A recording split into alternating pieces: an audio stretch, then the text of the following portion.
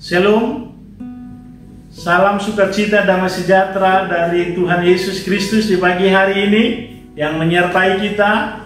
Pada saat ini kita akan mendengarkan renungan firman Tuhan di hari Selasa tanggal 24 Juni 2025. Sebelum kita mendengarkan firman Tuhan, terlebih dahulu kita bersatu di dalam doa. Mari kita berdoa. Bapa di surga, Bapa yang baik, yang kami puji dan yang kami sembah, yang kami muliakan di dalam nama Yesus Kristus Tuhan dan Juru Selamat kami. Kami bersyukur pada saat ini, kami ada saat ini itu karena kasih dan kemurahan Tuhan. Kami dalam keadaan sukacita, dalam keadaan sehat, dan karena kasih mula Tuhan, saat ini kami rindu untuk mendengarkan firman Tuhan. Biarlah kami hendak mendengarkan firman-Mu, berikanlah kami pengertian, roh yang mau taat dan setia kepada Tuhan. Di dalam nama Tuhan Yesus kami berdoa dan mengucap syukur. Amin. Bapak, Ibu, dan saudara-saudaraku, sebagai nats firman Tuhan di pagi hari ini terambil dari Yohanes 1 ayat 29.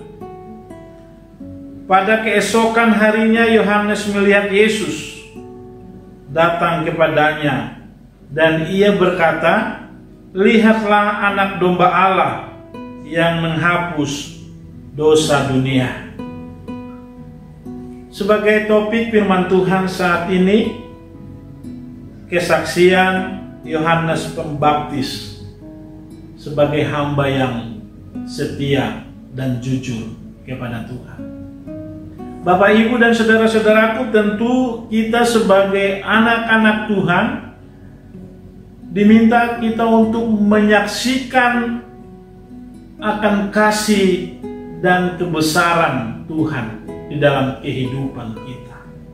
Kita menyampaikan dengan kasih Tuhan, dengan hati yang jujur, hati yang sungguh-sungguh memahami dan mengerti bagaimana kasih Tuhan itu di setiap umat manusia yang setia dan taat kepada Tuhan. Dan saat ini kita lihat bagaimana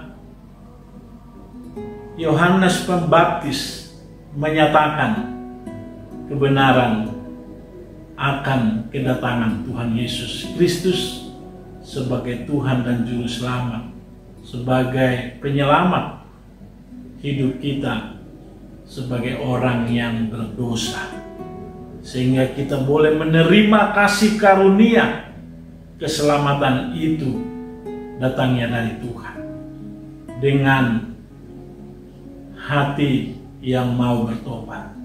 Bapak, Ibu, dan saudara-saudaraku, sebagai moto hidup Yohanes Pembaptis adalah memberitakan kedatangan Sang anak domba Allah yang menebus dosa manusia.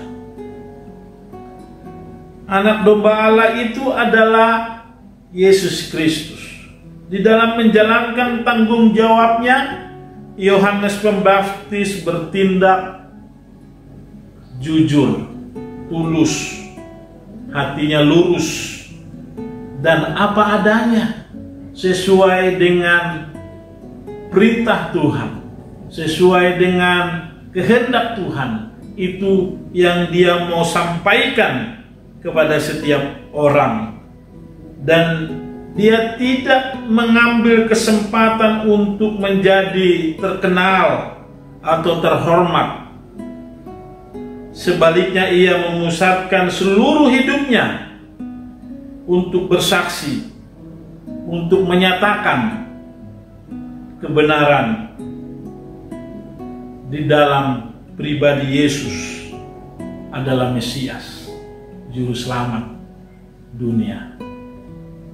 Kalau kita lihat betapa Yohanes Pembaptis, Tuhan pakai dia luar biasa untuk menyatakan maksud dan rencana Tuhan di dalam dunia ini kepada semua orang sebagai manusia yang berdosa. bahwa Yesus Kristuslah sebagai juru selamat, sebagai Mesias yang dinanti-nantikan setiap orang yang berdosa untuk menerima karya keselamatan yang Tuhan berikan melalui anaknya yang tunggal, Tuhan Yesus Kristus. Karena begitu besar kasih Allah akan dunia ini, sehingga Ia mengaruniakan anaknya Tuhan Yesus Kristus datang ke dunia ini untuk menyelamatkan kita semua, saudara dan saya. Bagaimana kejujuran hati kita mau datang kepada Tuhan untuk menerima pengampunan dari Yesus Kristus. Tentu kita harus responi firman Tuhan. Harus kita memiliki hati yang mau bertobat, dengan hati yang tulus, hati yang ikhlas, hati yang mau dibentuk Tuhan menjadi sesuatu yang indah, sehingga kita menerima karya keselamatan itu dengan penuh sukacita, damai sejahtera yang dari Tuhan. Ketika Yohanes Pembaptis ditanya oleh orang Farisi tentang hak dan dasar bagi seseorang untuk melakukan pembaptisan, dengan terang-terangan Yohanes Pembaptis mengaku bahwa dirinya bukan Elia ataupun bukan Mesias. Di ayat 22 sampai ayat 25. Dan di sini peluang menjadi terkenal ditampik olehnya, sebab ia sama sekali tidak mencari popularitas diri, tetapi Yohanes Pembaptis bersaksi tentang kuasa dan kasih Tuhan. Dia yang diutus untuk menyatakan bagaimana kedatangan Tuhan Yesus Kristus sebagai juru selamat dunia, untuk menyelamatkan hidup kita, untuk mengangkat kita dari lumpur dosa yang tidak layak kita menerima keselamatan itu.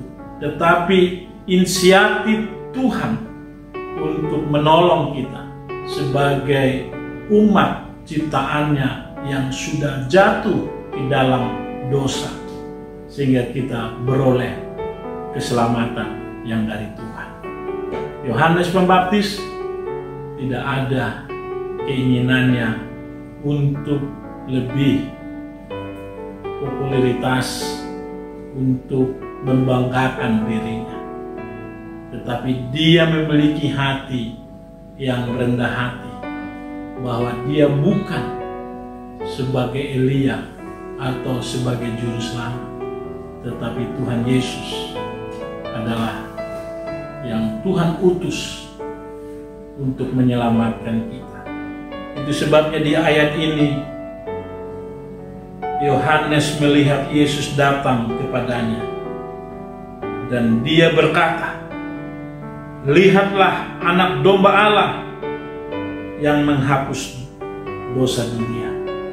Dia menyatakan bagaimana Yesus itu sebagai juru selamat kita. Dia hanya memberitakan di dalam kehidupan kita, supaya hati kita, hidup kita bersiap-siap, membuka hati, membuka pikiran kita untuk mau datang kepada Tuhan, mengaku segala dosa pelanggaran kita yang kita sudah berbuat. Tuhan tidak mengingat-ingat akan dosa pelanggaran kita ketika kita mau datang dengan sungguh-sungguh, supaya Tuhan menolong kita, mengampuni dosa-dosa pelanggaran kita. Bapak, Ibu, dan saudara-saudaraku,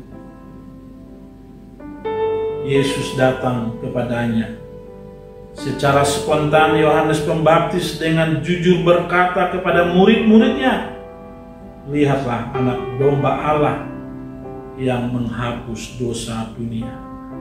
Yohanes hendak mengatakan kepada para muridnya bahwa dialah Mesias yang ditunggu-tunggu oleh umat Israel, yaitu Yesus Kristus. Dialah kurban dan sekaligus korban persembahan untuk menghapus dosa manusia. Di luar Yesus tidak ada harapan, tidak ada juru selamat, tidak ada pengampunan. Andaikan pun ada, sudah dapat dipastikan bahwa harapan itu, pertolongan itu adalah palsu. Karena itu di dalam tidak ada pengampunan dan keselamatan di luar Yesus Kristus. Yang ada hanyalah hukuman dan kebinasaan.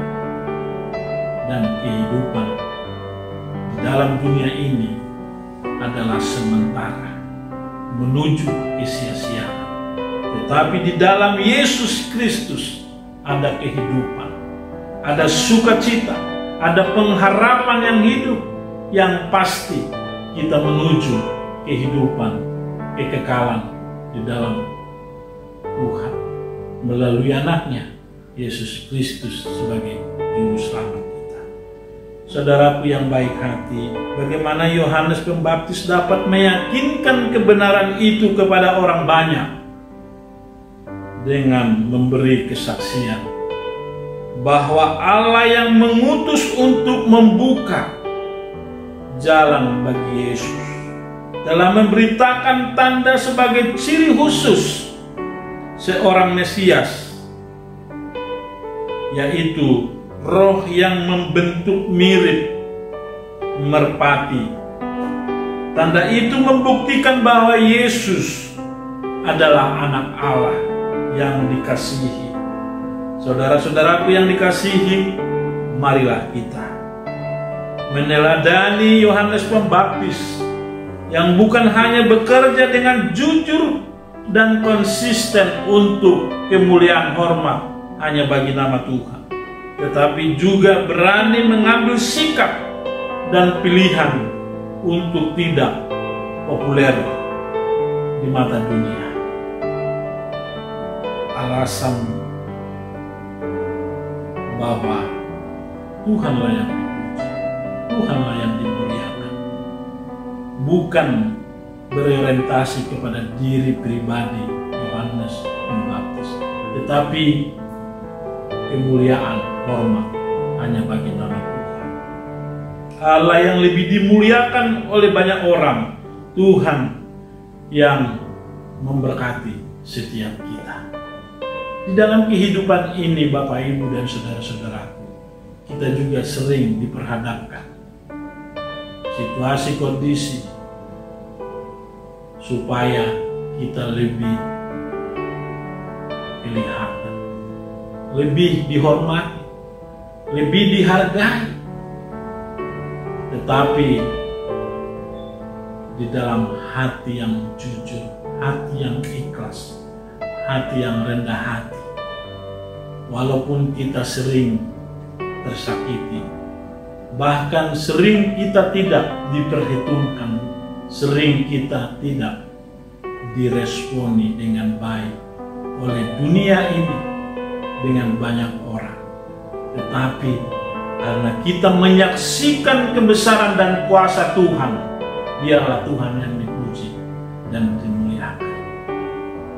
Kalau kita memiliki hati yang rendah hati, semakin kita merendahkan hati kita di kaki Tuhan, di hadapan Tuhan, hidup kita akan ditinggikan, akan diberkati Tuhan. Hari ini kita melakukan aktivitas kita, tetaplah kita berpegang untuk senantiasa bersaksi tentang keselamatan itu ada di dalam Yesus Kristus sebagai juru selamat kita yang menebus dosa-dosa kita, supaya kita hidup di dalam kasih Tuhan. Dan kita juga bersaksi bagaimana kita hidup sebagai anak-anak Tuhan yang setia dan taat, yang memiliki iman yang kuat, iman yang kokoh, iman yang besar di dalam Yesus Kristus.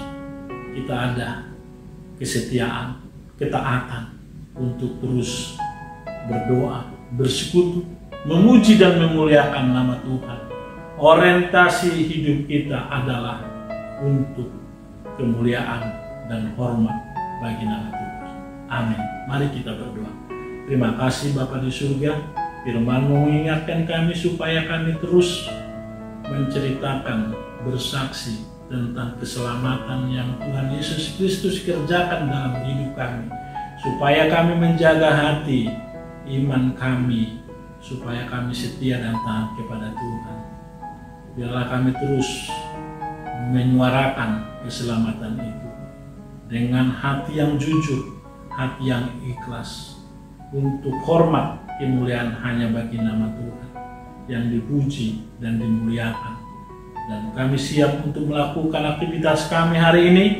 Biarlah pimpinan penyertaan Roh Kudus yang menolong kami sehingga kami boleh cakap melakukan pekerjaan aktivitas kami di dalam nama Tuhan Yesus.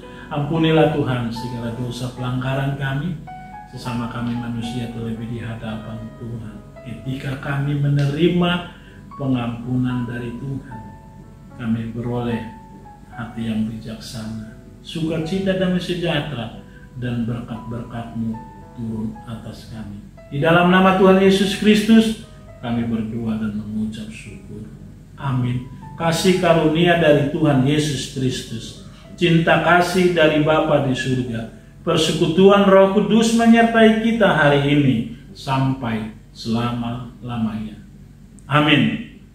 Tuhan memberkati, tetap semangat, andalkan Tuhan.